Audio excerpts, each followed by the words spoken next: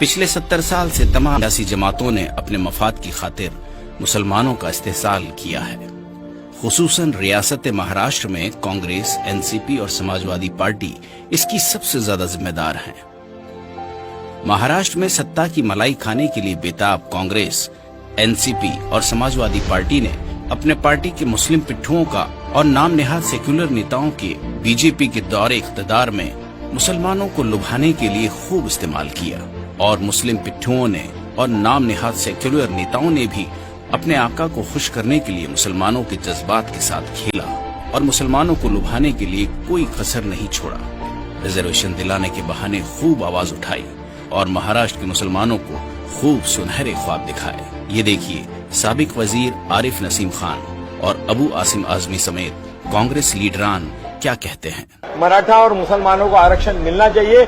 अगर ये सरकार हमको ये आरक्षण नहीं देती है, जो सोशली इकोनॉमिकली बैकवर्ड मुस्लिम है, हम आने वाले अधिवेशन के अंदर इस हाउस को चलने नहीं देंगे और हमारी मांग सभी मिल करके, फिर वो कांग्रेस, राष्ट्रवादी, समाजवादी और हमारे जितने लीडर हैं वो इसकी मांग करेंगे और ये मराठा के साथ में जो सोशली इकोनॉमिकली बैकवर्ड मुसलमान है उनको आरक्षण मिलना चाहिए। 2014 में कांग्रेस एनसीपी की सरकार ने मुस्लिम समाज को पिछड़ेपन की बुनियाद पर 5% आरक्षण देने का निर्णय लिया था।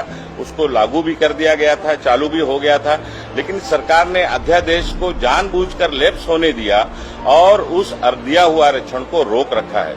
हमारी ये मांग है कि मराठा आरक्षण के साथ साथ मुस्लिम आरक्षण को भी ताबड़तोड़ सरकार ने लागू करना चाहिए। वो लोग जो रिकमेंड कर रहे हैं कि 10% रिजर्वेशन मिलना चाहिए, पिछली सरकार ने 5% दिया, हाई कोर्ट ने उस पर मोहर लगा दिया, तो हाई कोर्ट ने जब मोहर लगाया तो किस बेस पे लगाया? ये कोई धर्म के आधार पर नहीं, बल्कि पिछड़ेपन के आधार पर समाज के वो लोग जिनके पास जो पिछड़ेपन के लोग हैं, जिनको हक नहीं मिल रहा है, उस आधार पर ये मांगा गया है और बहुत सारे स्टेट में इसी आधार पर रिजर्वेशन मिला हुआ है। टीवी चैनल्स में बहस के दौरान शिवसेना और कांग्रेस के साबिक वजीर आला पृथ्वीराज चौहान और मजलिस इत्तेहादुल मुस्लिमीन के रुकन पार्लियामेंट इम्तियाज जलील, डेटा ये कहता है कि मुसलमानों की एनुअल इनकम इतनी है, फैमिली इनकम इतनी है, झोपड़पट्टियों में कितने रहते हैं, कच्चे घरों में कितने रहते हैं। अगर ये डेटा के बेसिस के ऊपर अगर आप मराठास को दे रहे हैं तो मुसलमानों को नहीं देने की वजह क्या है? There is a very strong logic in giving 5% reservation to the certain Muslim communities. The current government can add a few, subtract a few. Congress रुकन parliament Hussain Dalwai press conference से मुस्लिम रिजर्वेशन का मुतालबा करते हुए कि मुस्लिम समाज बड़े पैमाने पे शिक्षा में पिछड़ा है, उसकी हालत बहुत बुरी है, तो अगर महाराष्ट्र सरकार चाहे तो उनको आरक्षण दे सकते शिक्षा में। तो अभी जो डिसीजन लिया गया उसमें 5% मुसलमानों को आरक्षण देने के बारे में पिछले सरकार ने, कांग्रेस और एनसीपी की सरकार ने जो डिसीजन लिया था वो क्यों नहीं सरकार करती? सरकार हमेशा मुसलमानों को के ऊपर नाइंसाफी क्यों करती है और उनको टारगेट क्यों करते हैं? सारे जो लीडर है, हमारे एमएलएज है, एमपीज है, सब लोगों ने ये सवाल उठाना चाहिए और कांग्रेस पार्टी से हम। असेंबली में कांग्रेस और एनसीपी ने मुस्लिम रिजर्वेशन का मुतालबा किया। 5% आरक्षण मुस्लिम समाज को लोकशाही आघाड़ी सरकार ने दिया, 16% आरक्षण मराठा समाज को मिला। खास करके जो मुसलमानों को 10% एजुकेशन और गवर्नमेंट सर्विस में मिलना चाहिए। आपके माध्यम से मेरी मुख्यमंत्री जी से गुजारिश है कि 14 तारीख को ये सेशन खत्म होने से पहले ये निर्णय लेके 10% जो माइनॉरिटी मुसलमानों को रिजर्वेशन देना चाहिए। जो मुसलमान समाज के अंदर सोशली इकोनॉमिकली बैकवर्ड है, उनको आरक्षण देने के लिए घोषणा हुई थी। मुंबई हाईकोर्ट ने उसको मान्यता दी।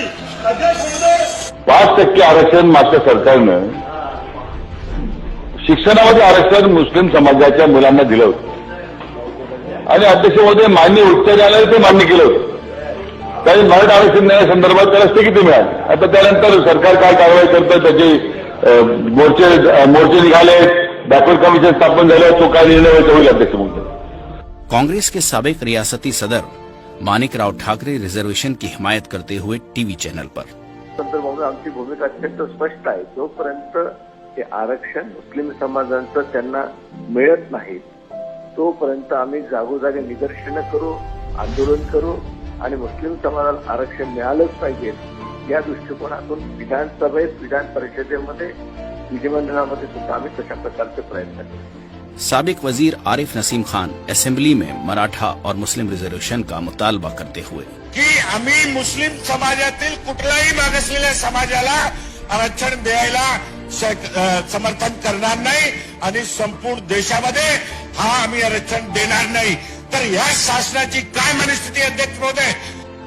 एनसीपी के वजीर मुंडे मुस्लिम रिजर्वेशन का मुतालबा करते हुए की या मुस्लिम आरक्षणाच्या बाबतीत जे शैक्षणिक आरक्षण धरलेलं आहे ते ग्राह्य कोर्टाने धरलेलं आहे आणि कोर्टाच्या आदेशामध्ये 78 क्रमांकाच्या पॅरेग्राफमध्ये स्पष्ट उल्लेख आहे की हे जे मुस्लिम समाजाला आरक्षण दिलेलं गेलेलं आहे ते अतिशय चांगली गोष्ट आहे. या आरक्षणामुळे मुस्लिम समाजातील तरुण तरुणी मुख्य प्रवाहात येतील.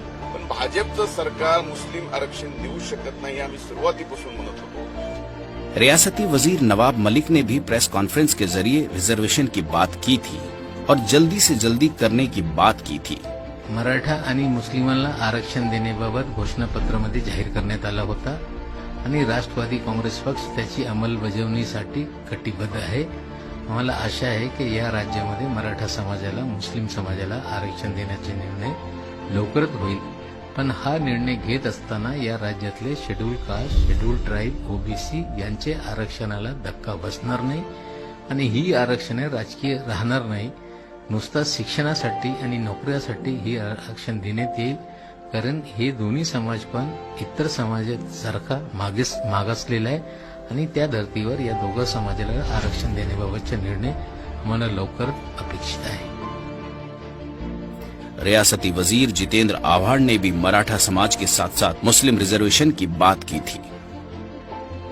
अपने हक और अधिकार के लिए मराठाओं ने अपनी जो ताकत दिखाई है उसका अनुकरण करके मुसलमानों ने अपने हक और अधिकार के लिए 7 तारीख को 2 बजे मोर्चा में शामिल होना चाहिए. ये लड़ाई मेरी नहीं है, ये लड़ाई तुम्हारी नहीं है, हम सबकी है. जहां जहां शोषण होता है, जहां जहां समाज पिछड़ा हुआ होता है, उनको ताकत दिखा के सरकार से कुछ लेना पड़ता है. हमारा तो हक और अधिकार है. ये कोर्ट ने हमें 5% का रिजर्वेशन दिया था जो सरकार ने छीन लिया है. हमारे दस्तरखान को हाथ लगाने की हिम्मत ये सरकार ने दिखाई है. क्या हम अपनी ताकत उनको नहीं दिखाएंगे? अगर मराठा 20 लाख में एक हो सकता है, अगर ओबीसी 15 लाख में एक हो सकता है, तो क्या मुमरा में हम एक नहीं हो सकते? तो लेकिन आज जब महाराष्ट्र में वो साहिब मसनद हो चुके हैं तो वो मुसलमानों से किए गए अपने अतीत के वादे को भूल गए हैं. उन्हें याद दिलाना बेहद जरूरी है और मजलिस यही काम कर रही है. मुख्यमंत्री साहब अदालत जब फैसले देती है तो कहीं न कहीं ये सोचती है कि सर्कमस्टेंशियल एविडेंस बहुत स्ट्रांग है.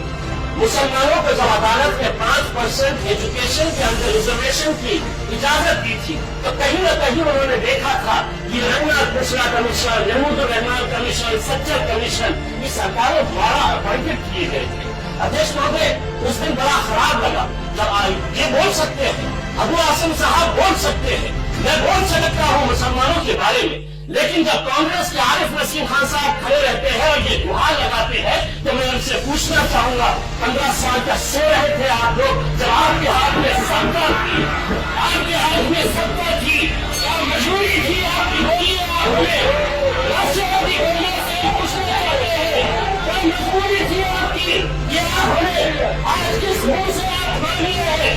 आप ये सिर्फ मुसलमानों से रिश्ता साथ रखना चाहते हैं कि हम चुनाव के वक्त आएंगे, वोट मांगेंगे और वोट मांगने के बाद 5 साल खामोश बैठेंगे. आप मगरमच्छ के आंसू रो रहे हैं, आप मगरमच्छ के आंसू रो रहे हैं. यहाँ पर मुसलमानों के सिर्फ आपको वोट चाहिए. मुसलमानों के लिए आप बताइए मुसलमानों के लिए आप खड़े क्यों नहीं होते हैं? मजलिस की लड़ाई इन्हीं गद्दार और दोगलों के साथ है. वादा शिकन ख्वाब दिखाना ही नहीं था. क्यों वादा किया था जब वादा निभाना ही नहीं था.